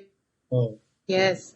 Good. Yes, That's good. victimization. We like to play the victim. That is so true. Many of us like to play that role. That's so true. I can take a very simple example, marriage, for example. And sorry, excuse me, ladies out there. It's mainly the women who like to play the role of victims. He doesn't allow me. He doesn't agree to whatever I want to do with my life. He is keeping me stuck. He is. So we like to stay there in that role because it's the easy way. Because anything needs a challenge. Anything worthwhile, we're going to see that. Anything worthwhile is uphill. It's not downhill. Let's see what are some ways people can heal from the traumas of the past. Please, Prabshi. Yes. Okay. The first thing is having a positive perspective. And this positive perspective doesn't mean you deny reality. No, you embrace reality. It just means you acknowledge even the toughest of circumstances you have went through, and that there is a way through them. We always need to keep in mind that there is a way through them. We can overcome them. This is where the positivity comes in. But reality is reality. Can I do something to change COVID? I can't. It's not in my control. It hit the world. It hit us all. It has taken away our loved ones all over the place, all over the globe. We cannot change that fact. But I cannot stay there. I know this is very tough. But life is stronger. And I need to keep going. And this is why I call on hope. Prabshi? Yes. Okay. So what do I need to strive during adversity? First of all, change from good intentions to good actions. We all have good intentions. Every single day we say, I want to do this, I want to do that, I want to help, I want to offer a service. We have good intentions. But not many of us have good actions. We need to become possibilists, to see the possibility everywhere, to see the light at the end of the tunnel. Not only at the end of the tunnel, the light is very close. It's here, and I can reach out to it. And number 3 is very important. I need to take ownership. I need to take ownership of my life and take ownership of the whole situation I'm facing. I cannot keep on blaming fate and keep on blaming whomever around me. 4, use your past changes as inspiration for future change. I am sure that each and every one of you here on this platform today has changed from yesterday to today. I'm sure there is a slight change that took place an hour ago and an hour later. After watching the previous speaker, I'm sure something changed in you. I'm sure a thought, an idea, anything. And always invite others to join you on that change, on that journey of transformation. And then focus on what you can do and not on what you cannot do. As I said, I cannot control COVID. It's not in my hands. But what can I do during COVID? Do something. Finally, do something. Don't stay there. Don't die while you're alive. Don't allow your heartbeats to go in a straight line. Can we move on, Brapshi, please? Yes. Sorry, just 1 second. It's getting stuck. Yeah. Thank you so much. Yeah. So, a question for you after what we've went through up till now. What will you choose? Would you stay at home in isolation? Or would you lend others a hand and work together to find a way out of this adversity we are facing nowadays globally. Would like to hear from you. Right.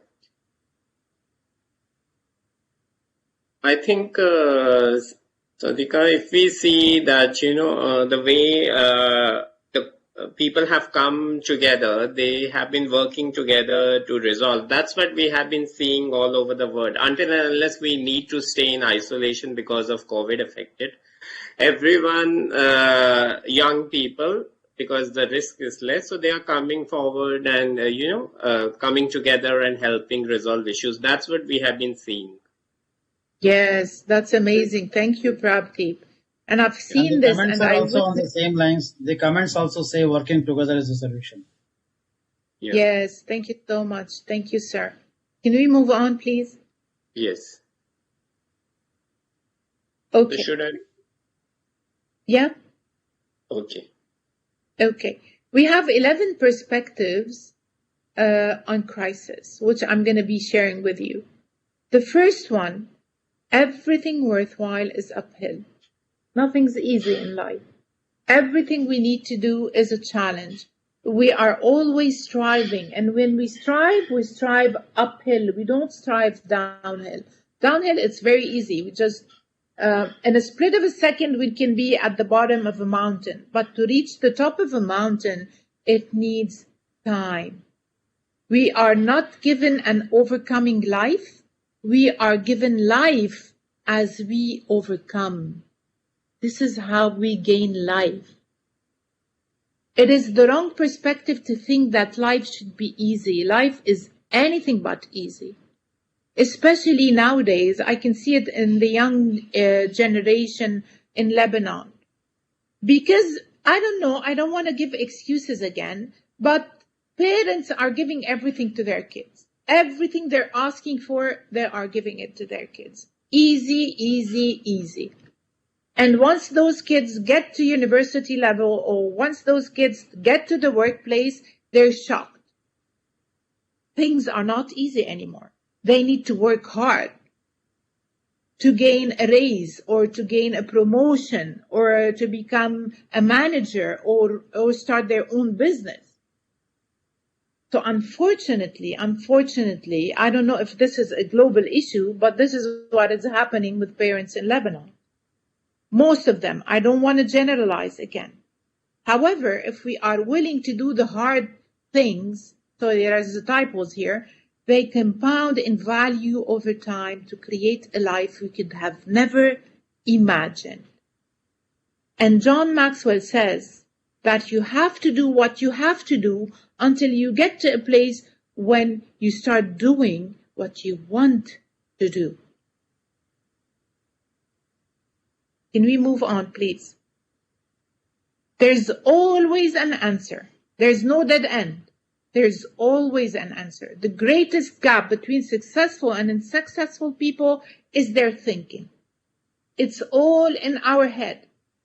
Successful people live on the other side of yes.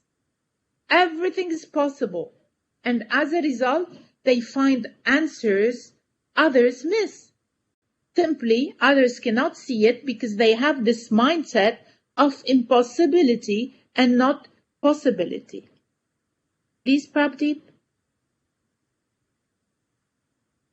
The third one, allow adversity to help you discover who you really are.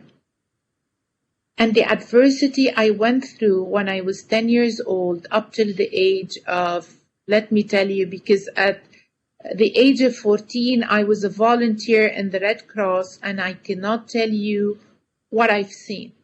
I've seen the worst in humans, the worst in humans. But this adversity allowed me to see who I really was. I was a human being. And not a human being was just the label of human. We are born with that label, but we are on a journey to become human. This is what I realized. I am on a journey to become human. And when I become human, I can't see any other person as not being human. This is how I look to every single person around the globe, as them being human. We stand on the same platform. Often people do not see themselves clearly, unfortunately. And when they are in their comfort zone, they are dismantled. When we are in our comfort zone, we cannot move forward. And sometimes we do evaluation. We evaluate ourselves on values, and there's a scale from 1 to 10. And always number 5 is crossed. It's barred out. Why? Because people like John Maxwell say that people that give themselves a 5 are people that are okay with what they are. They are in their comfort zone and they don't want to step out. It's very tough to step out of the comfort zone.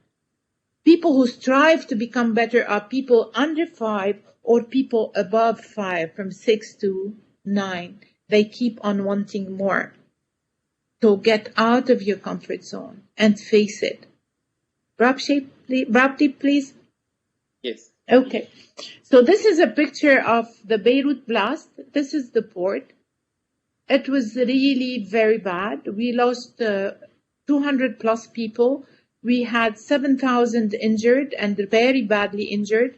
300,000 lost their homes. And until now, they did not regain them because there is no government to help, because the government is broke, the country is broke, everybody's broke. And international donors are refusing to help because of the corruption of our leaders. I don't want to call them leaders because of the corruption of those people. But the benefit of that blast was that it brought the Lebanese people together in a split of a second.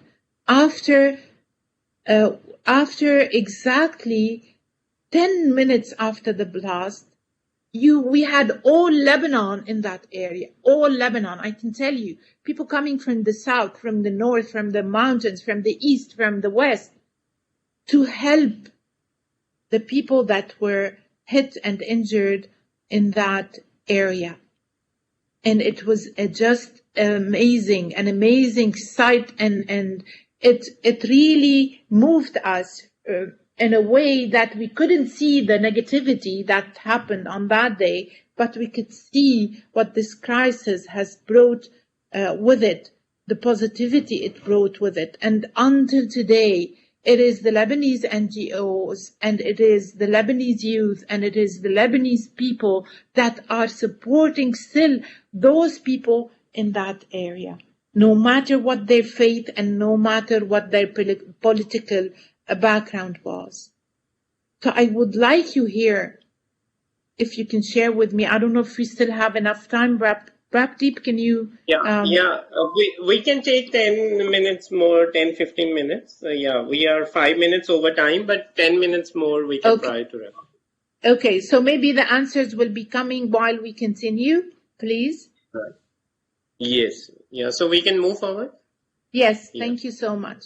So number 4 in those perspectives, develop a positive life stance. This is what we need to develop a positive life stance no matter what happens. We must cultivate a consistent attitude that influences our behavior, because our emotions affect our motion. Okay, it affects our action. We have to think of it as similar of the operating system on your laptop or your phone. It's just similar like that. What you can do with your devices depends entirely on the type of operating system you have. So if we develop that positive stance, we will be operating in positivity all the time. Can we move on, please? Thank you so much. 5, feed your faith and starve your fears as much as you can. Feed your faith and starve your faith. Positivity fuels faith. Negativity fuels fear. This is why we always go to fear, and this is why we always go to negative thinking when we face adversities in life, because we head towards fear and not towards faith. Can we move on, please? Would you say you have a positive life stance or a negative life stance? Sorry, and why? I would leave you on that question. We can have the answers towards the end. Can we continue, please? Yes. Okay. A problem is something we can control and fix, while a fact of life is something we cannot control and fix, but it doesn't control us. And I go back to COVID again. COVID, it's a fact. I cannot control it. I cannot control it and fix it, but I will not allow it to control me, to control my growth, to control whatever opportunity I can see ahead of me. Can we move on, please? 6. Realize, I mentioned it a bit earlier, realize that motions influence emotions. And Dr. George W. Crane said, motions are the precursors of emotions. Emotions are responses to circumstances and events that we cannot control, but the actions those emotions trigger in our life is entirely up to us. Either I get stuck in my corner full of fear, either my faith pushes me to take action. Perhaps, please. Yeah. These are a few examples. Right. I will share only one. I feel depressed. I feel happy. Just shift your mindset, or I will sing, or I will laugh. Anything. Just shift your mind and do an action. Please. Can we move? Okay. 7. Keep in mind that today matters. It is today that you plant the seeds for tomorrow. You don't plant the seeds in the past, nor you can plant the seeds in the future, because the future is out of our control. It's today. I plant the seeds of my growth today. Please.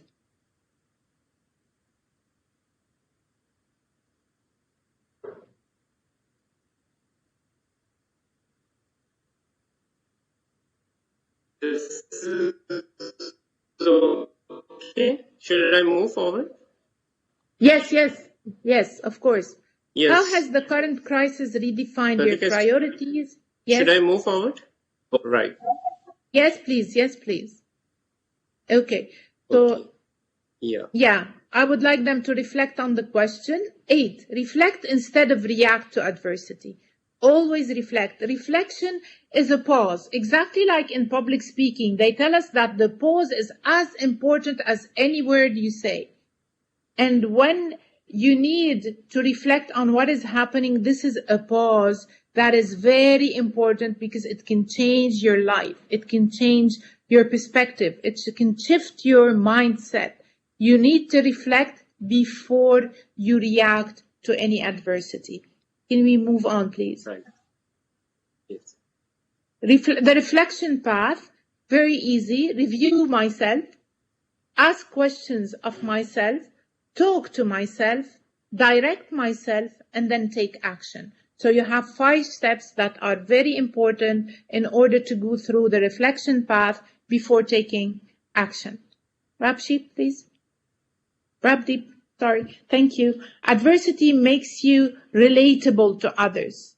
And this is very true, because it brings the authenticity within us.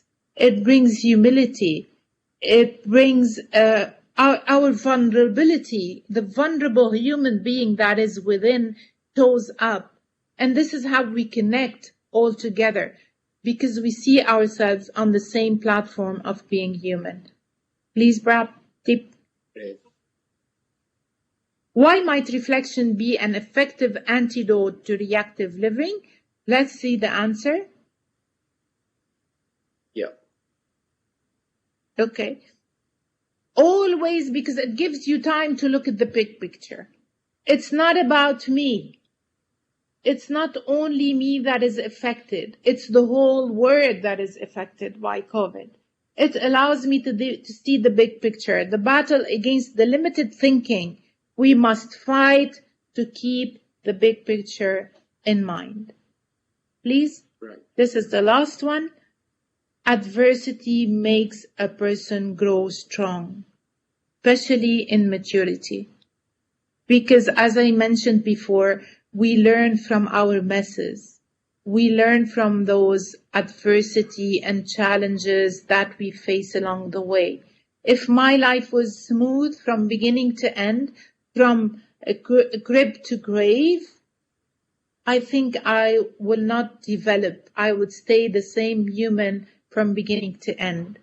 So we need those challenges in order to grow. And let's start thinking positively about adversities, and let's start seeing the advantages and the opportunities that lie in adversities and challenges. I call on you all to shift your thinking and start thinking the possibilities that are around you and that you are missing because of concentrating on your fear and feeding your fear instead of feeding your faith. It was a pleasure and honor to be here. Thank you so much for having me, and I hope that I've helped in some way or another. Thank you.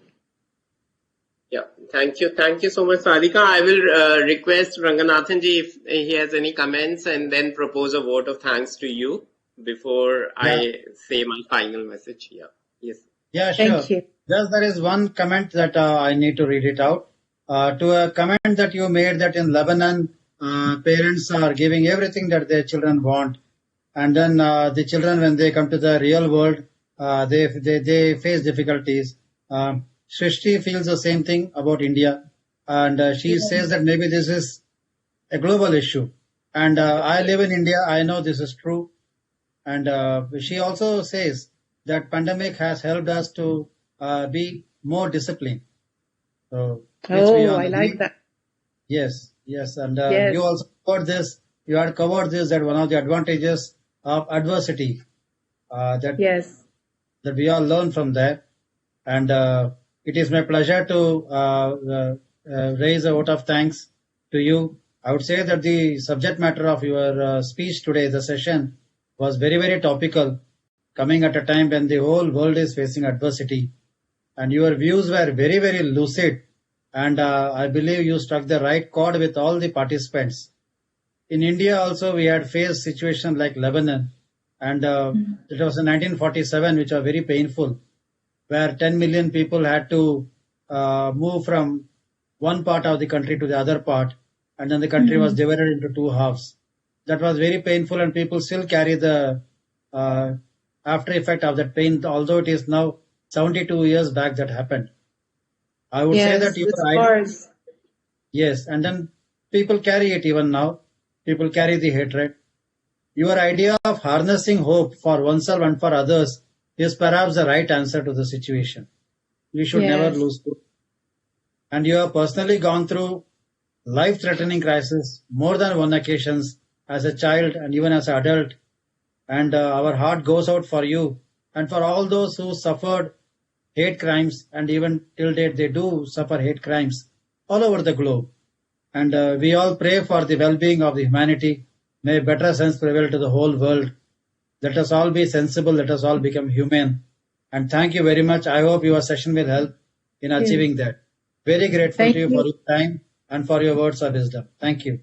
Thank you. Thank you so much. I'm the grateful one. I'm so honored and happy to be here. Thank you so much. Prabdeep, all gratitude goes to you. Thank you, my friend. Yes, Sadika, it's an honor to listen to you each time. And when you are next visiting Dubai, I would personally come and thank you for such a beautiful session. I know that you keep on coming because half of the families are here. So let's hope that you travel soon and we get an opportunity to meet. I would like to thank our committee chairman, C. Hansraj Chuksa, and vice chairman, C. Durgesh Kabra, sir, for giving us this opportunity. And you here on the ICAI portal, addressing large number of our members. more than 28,000 of our members, and I'm sure many of them will watch it later. And this session will be helpful for all our fraternity. You know, we are a community of more than 1 million, or around 400,000 members. That's amazing. Around 800,000 students. And I'm sure this will be helpful for all. And thank you so much. So tomorrow we are having a session on personal branding by CA Pankaj Mundra, a very popular member here in Dubai. And second, we have a session on communication, which is also your favorite subject, from a distinguished Toastmaster who is based out of Mangalore, India. He is a senior senior Toastmaster, and you know, in India also Toastmasters has spread out significantly. So Mr. M.N. Pai, he is a chartered accountant, so he will be presenting on the communication, the second session. So I request all the participants to be here tomorrow. And thank you so much for being here. Stay safe, take care, good night, bye-bye. Thank you. Bye-bye. Take care, all of you. Bye. Bye. Thank you so very much. Bye-bye. Thank you. Thank you.